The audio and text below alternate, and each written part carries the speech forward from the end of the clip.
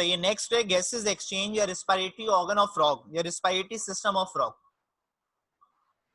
बेटे जितने फ्रॉग हैं हमें मालूम है कि फ्रॉग एक ऐसा ऑर्गेनिज्म है जो एम्फीबियन है, कॉर्डेट है, मतलब इसके पास गिल स्लिट्स भी होते हैं, इसके पास नोटोकॉर्ड भी होती है, इसके पास नर्व कॉर्ड भी होती है, और डुअल लाइफ गुजारता है। मतलब it can live on land as well as it can live in water, पानी में भी रहता है और जमीन पे भी रहता है। तो इसके अंदर जो रिस्पायरेशन होती है वो तीन तरीके से हो सकती है। एक पल्मोनरी रिस्पायरेशन होती है जो बाय मींस ऑफ लंग्स होती है, while frog is living on land, जब वो जमीन पे रह रहा है तो लंग्स के थ्रू रिस्पायरेशन कर रहा होता है। एक होती है स्किन के through cutaneous respiration while it is in hibernation और इन एस्टिवेशन। जब ये हाइबरनेशन और एस्टिवेशन में होता है पानी के अंदर, जो तो ये स्किन के थ्रू सांस ले रहा होता है, उसको कुटेनियस रिस्पायरेशन कहते हैं, बाय मींस ऑफ डिफ्यूजन हो रहा होता है ये मैकेनिज्म। और एक होती है बकल रिस्पायरेशन जो माउथ के थ्रू होती है while it is living on land, जब ये जमीन पे रहता है तो अपने मुंह के जरिए बकल कैविटी के जरिए भी रिस्पायरेशन कर रहा होता है, उसको बकल रिस्पायरेशन कहते हैं। तो तीन तरह से रिस्पायरेशन होती है इनके अंदर, पल्मोनरी, कुटेनियस और बकल। ये 9th क्लास में भी आपने पढ़ा था। इसके अलावा फ्रॉग जो है ये टेरेस्ट्रियल वर्टिब्रेट्स जितने होते हैं, जमीन पे रहने वाले जानदार जितने हैं और वर्टिब्रेट्स हैं, उनके पास फेरिंग्स ही डेवलप हुए हैं स्ट्रक्चर में जिसको आप कहते हैं लंग्स, लेकिन इनसाइड द बॉडी। फिशेस के अंदर फेरिंग्स आउटसाइड स्ट्रक्चर डेवलप कराते थे जिनको कहते थे गिल्स। फ्रॉग के अंदर इनसाइड स्ट्रक्चर डेवलप कराते हैं, उसको कहते हैं लंग्स, जो हाईली वेस्कुलराइज्ड हैं, मतलब उनमें ब्लड वेसल्स बहुत ज्यादा हैं लंग्स के पास, और ये बॉडी के अंदर सिचुएटेड है और सैक लाइक स्ट्रक्चर है। यहाँ पे आपको दिख रही होगी इमेज में डायग्राम, इसके लंग देखो सैक लाइक है। जो शैलो हैं, इंटरनली फोल्ड्स होती हैं इनके पास, और बहुत सारे छोटे छोटे चैम्बर्स बने हुए होते हैं लंग्स के अंदर जिनको आप कहते हैं अल्विलाई, जिनके थ्रू गैसेस एक्सचेंज होती है। तो अल्विलाई वो जगह है जहां से गैसेस एक्सचेंज हो रही है, और हर एक अल्विलाई दूसरे अल्विलाई से सेपरेट हुआ है by means of a septa या पार्टीशन, जिसको आप सेप्टम कहते हैं। हर एक अल्विलाई दूसरे अल्विलाई के साथ पार्टीशन हुआ है। इंसानों में नंबर ऑफ अल्विलाई जो होते हैं वो ऑलमोस्ट 7 मिलियन होते हैं। इंसानों में अल्विलाई 7 मिलियन होते हैं, 3.5 मिलियन इन ईच लंग, तो बहुत ज्यादा है क्वांटिटी में। फ्रॉग में इसके मुकाबले में बहुत कम होंगे क्योंकि ये ऑर्गेनिज्म भी थोड़ा सिंपल है, कॉम्प्लेक्स नहीं है, इतने ज्यादा नंबर ऑफ सेल नहीं है।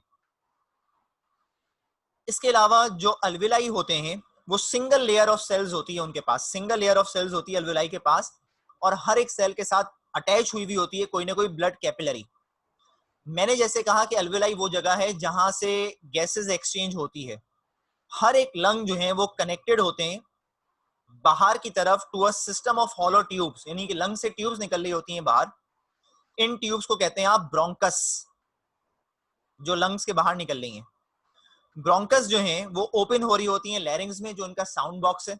आपने देखा होगा लैरिंग्स के थ्रू ही साउंड निकालते हैं, मेंढक की जो आवाज निकल रही होती है वो लैरिंग्स निकाल रहे होते हैं। जैसे हमारी बॉडी में भी लैरिंग्स हैं जो हमारा साउंड बॉक्स है जिसमें वोकल कॉर्ड्स होती हैं, सिमिलरली फ्रॉग के पास भी लैरिंग्स होते हैं जो उसका साउंड बॉक्स है जिससे उसकी आवाज पैदा हो रही होती है, जो कि खुला होता है बकल कैविटी के अंदर एक ओपनिंग के थ्रू। उस ओपनिंग को कहते हैं आप ग्लॉटिस।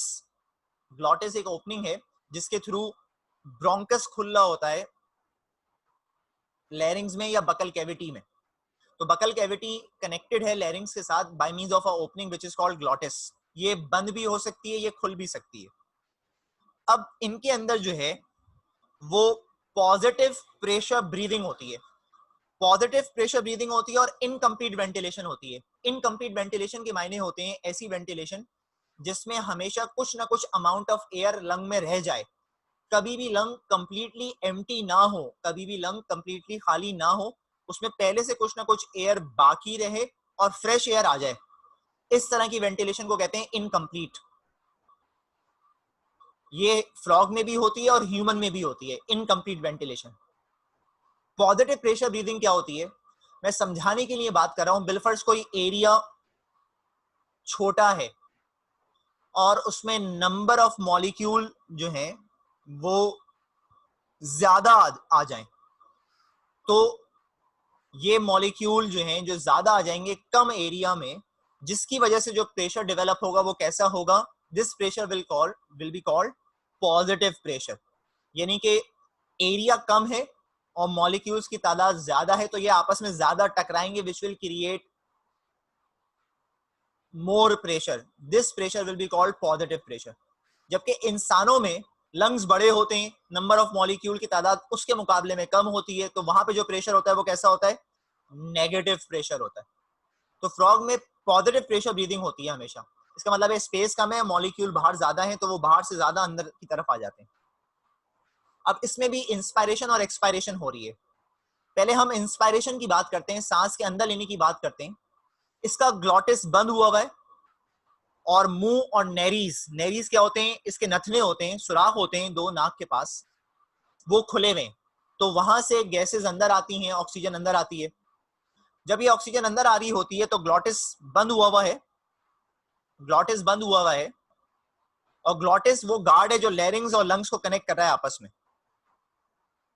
जब ये एयर अंदर आ रही है ऑक्सीजन को लेके, बकल कैविटी में भर रही है, तो इसके माउथ के नीचे की जगह होती है एक, ये वाली जगह होती है, इसको कहते हैं बकोफेरिंजियल फ्लोर. बकोफेरिंजियल फ्लोर ये नीचे की तरफ मूव करता है ताकि ज्यादा स्पेस क्रिएट हो, ज्यादा से ज्यादा एयर अंदर भर जाए.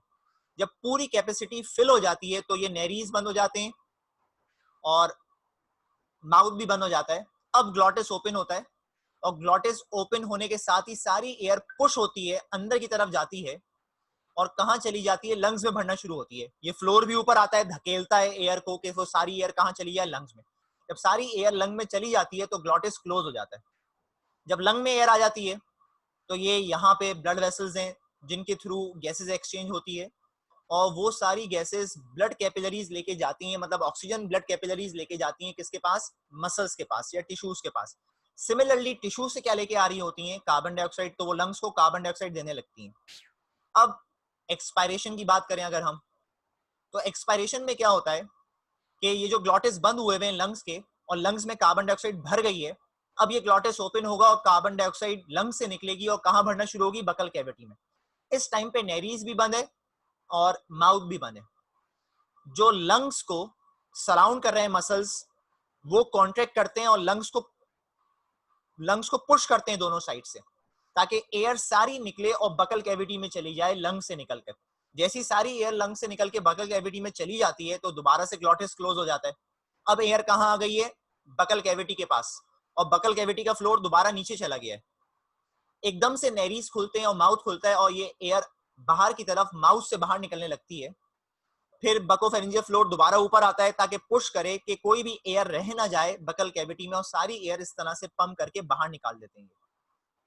तो बेटे इनमें जो है वो गैसेस एक्सचेंज, फ्रॉग में जो है गैसेस एक्सचेंज वो इस तरह से हो रही होती है. पहले नेरीज और माउथ खुले हुए हैं, ग्लॉटिस बंद है, बकल कैविटी में एयर भरी, फ्लोर नीचे चला गया. ग्लॉटिस खुला, नेरीज बंद हो गए, माउथ बंद हो गया, अब एयर लंग्स में आना शुरू हो गई. फ्लोर दोबारा ऊपर आया, सारी एयर को लंग में भेज दिया, ग्लॉटिस क्लोज. जब बाहर निकलने की बारी आएगी तो ग्लॉटिस बंद हुआ हुआ है, लंग्स में एयर भर गई, ग्लॉटिस खुला, नेरीज और माउथ बंद हो गए. अब लंग से एयर मूव होकर बकल कैविटी में भर रही है, लंग्स कॉन्ट्रैक्ट करते हैं बाय मींस ऑफ मसल्स, सारी एयर निकल के आ जाती है बकल कैविटी में, ग्लॉटिस दोबारा बंद. फिर नेरीज और ओपन खुलेगा और ये एयर बकल कैविटी से बाहर जाना शुरू होगी, फ्लोर दोबारा ऊपर आ जाएगा.